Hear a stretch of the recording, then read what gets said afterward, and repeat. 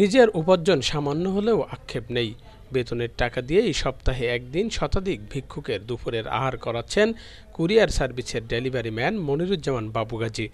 প্রথম দিকে এ কাজে পরিবারের অসম্মতি থাকলেও এখন পরিবারে দিচ্ছেন উৎসাহ ও সহযোগিতা। সপ্তাহের প্রতি বৃহস্পতিবার সকাল থেকেই নিজ বাড়িতেই শুরু করেন রান্নার কাজ। আর এ কাজে সহযোগিতা করেন নিজের স্ত্রী, সন্তান, বৃদ্ধ মাতা এবং দুজন প্রতিবেশীও। শতাধিক ভিক্ষুকের মুখে আহার তুলে দিয়ে আলোচিত হয়েছেন সাতক্ষীরার এই যুবক।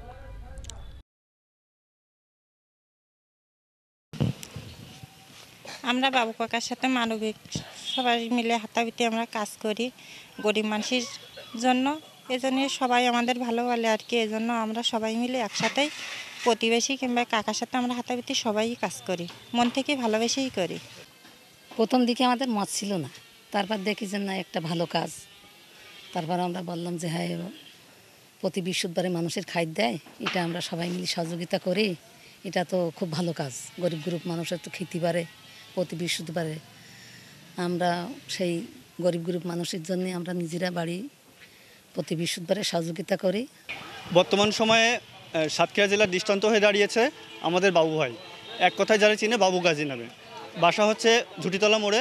উনি নিঃস্বার্থভাবে প্রতি বৃহস্পতিবারে এই রাজ্জাক পার্কে, শহীদ আব্দুর রাজ্জাক পার্ক সাতক্ষীরা, এখানে নিঃস্বার্থভাবে কারো কাছ থেকে একটি টাকা পয়সাও নেয় না, কোনো সংস্থা থেকেও চালানা পয়সা সাহায্য ছাড়া নিজের পকেটের টাকা দিয়ে উনি প্রতি বৃহস্পতিবার এখানে এসে ফকির মিসকিন যারা দুস্থ আছে, যারা খেতে পায় না, তাদেরকে বিনা স্বার্থভাবে খাওয়ায়।